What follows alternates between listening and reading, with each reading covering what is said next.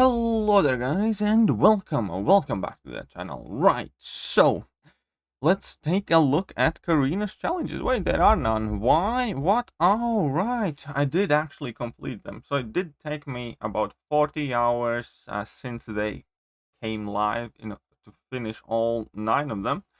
And most of them were really fun. Now, some of them were just stupid. Overall, I will explain what I think about each and every single one of these challenges, and most importantly, probably the question that I have been asked at least 80 times in the last hour or so is how much it costs and revives and stuff like that. So, in order for me to do that better, I will jump right here, and we're gonna use once again Cat Murdoch's graphic that is conveniently available on Twitter and probably all over the place right now. And I'm gonna go through each and every single challenge, and then we can break them down. And I will obviously offer the costs of them as well. I will start with the ones that I personally can be done with no items or hardly any items. I did several of them with, well, I did one without a single item, and then a handful of them can be done pretty much without a single of items. And I ended up using like a revive or some few heals or stuff like that. So we're gonna start with Mystic Dispersed. I personally used Colossus, but you can definitely just use like Guillotine 2099s, your Agons, your harder hitting champions, and you will definitely be able to do that challenge with hardly any resources needed. It's one of the easier ones, some of the easiest 15,000 shards, and I liked it. It was quick, easy, painless. Took about what, half an hour, if that, with Colossus, and yeah, jobs are good and we can move on. Asgardian Cheddar.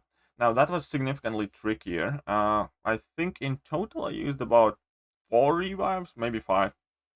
I did solo the boss, but I did have some slip-ups on my way to the boss. But if you play really well, you can definitely do it with few heals and no revives as well, because Loki is like the original cheese for that Ultron boss. My personal tactic was to go and do the rage path with Loki, and yeah, then just deal with the boss. I will make a guide for pretty much every single one of these. Maybe I'll skip a couple which are very elementary, but I'll try to make a guide for every single one of them.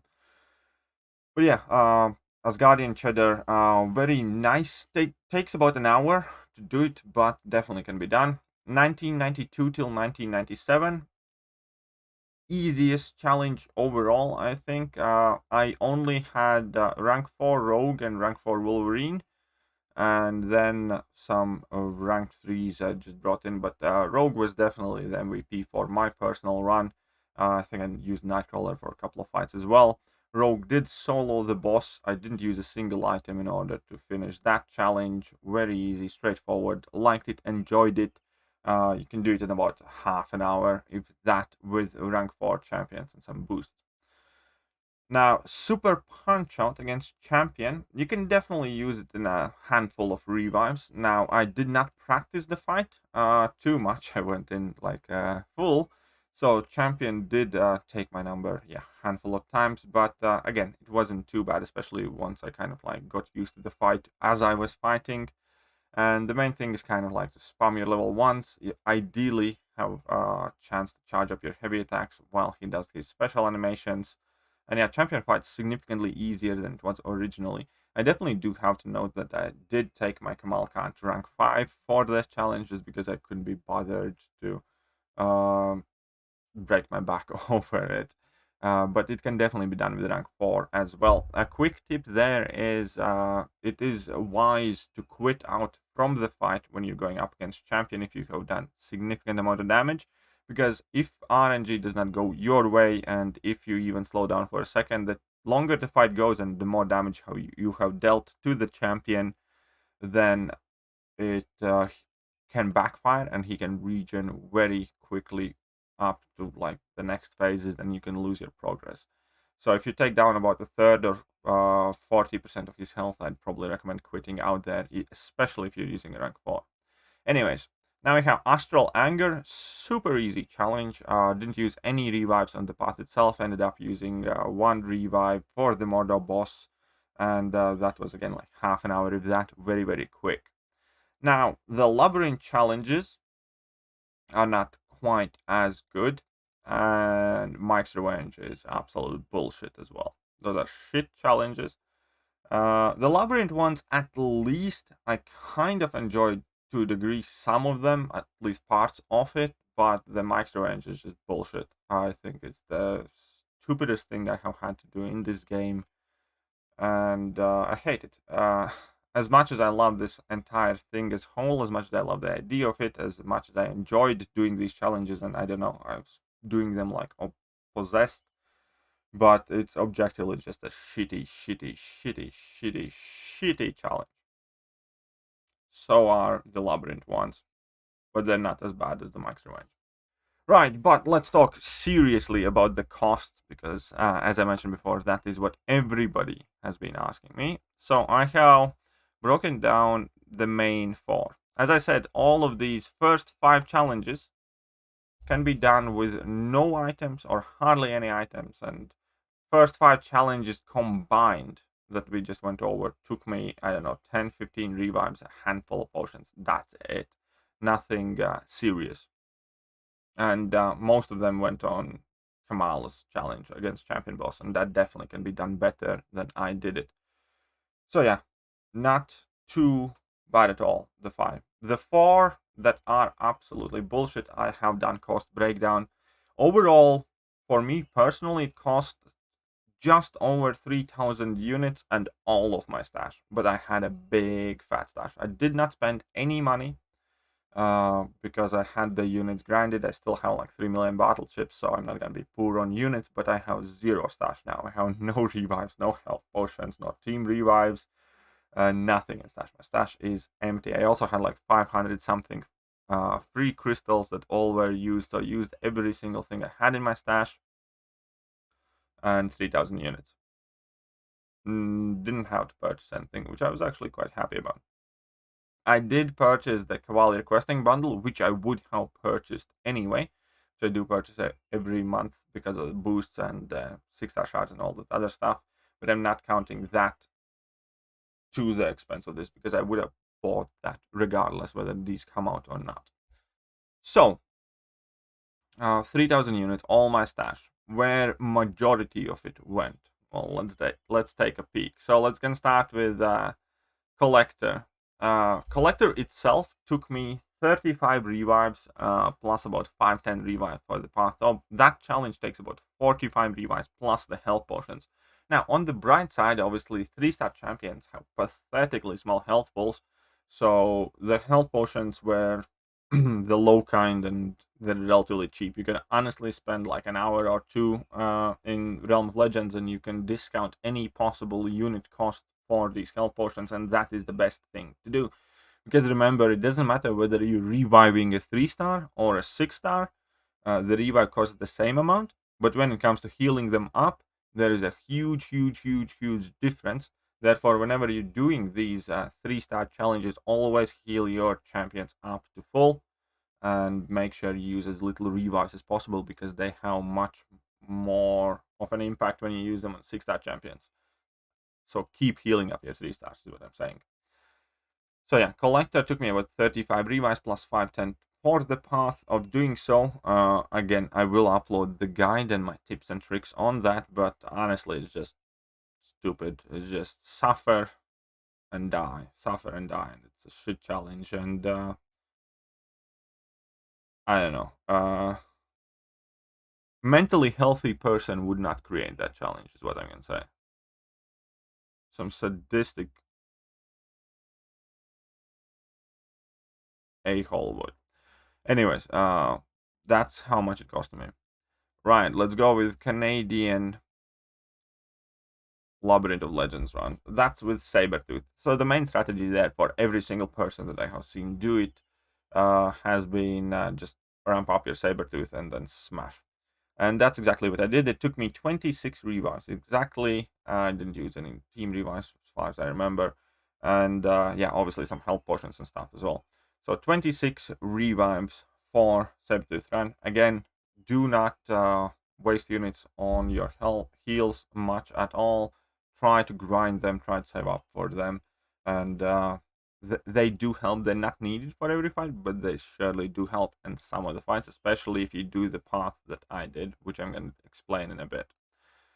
Inhuman Labyrinth of Legends run, I used 2 single revives and 16 team revives. Now, the plan there might be different for some people, but to me, this made by far the most sense because I had a ton of team revives expiring and I was not using them, and they're always super, super hard to use, and I didn't have many single revives left.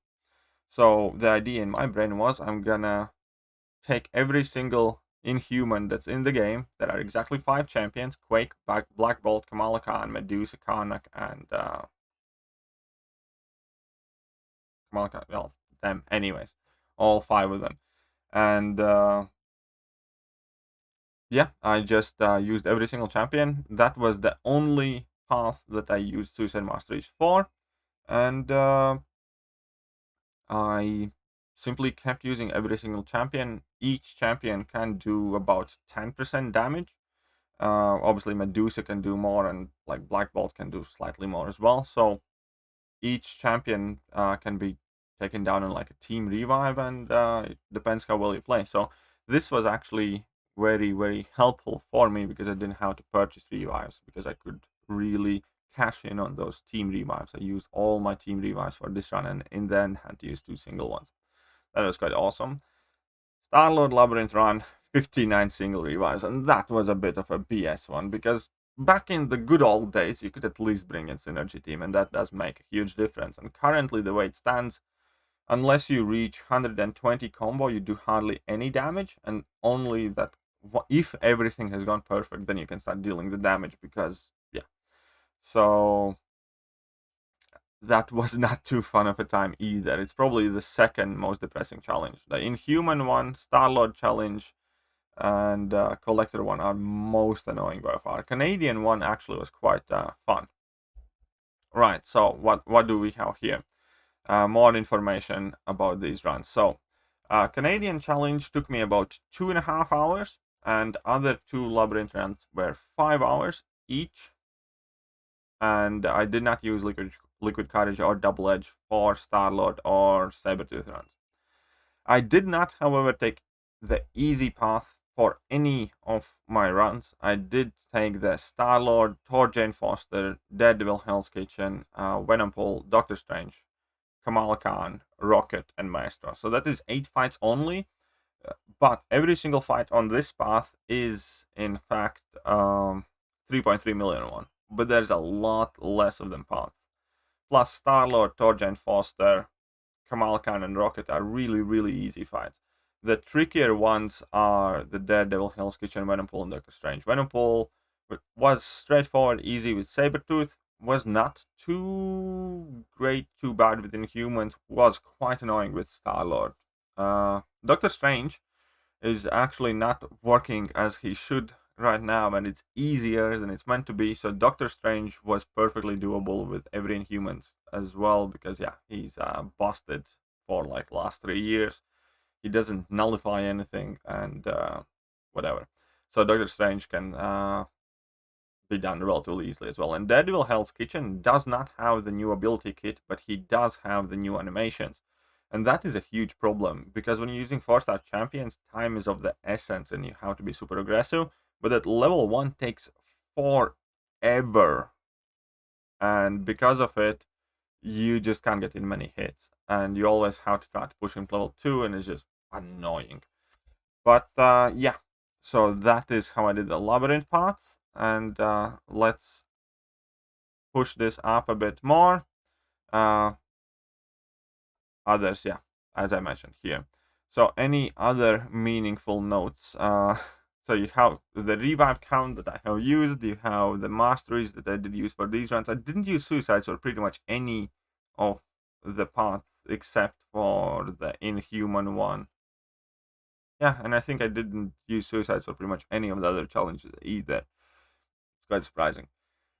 And yeah, about 3,000 units, all my stash gone. Here are approximate revive costs. And again, I did not include the potions here because potions can vary by a lot pending whether you do or do not have them. Because in Labyrinth, healing up often is neat but not necessary. So exercise your own, well, judgment there. But all in all, I'm very tired, but I'm very, very, very, very happy to have them done. As I said, there will be guides for every single one of these challenges coming. But meanwhile, I hope you guys enjoyed this video.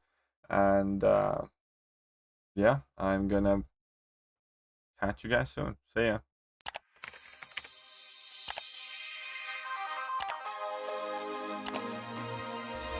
Hello there guys, and welcome back to the channel. So we have all the information about the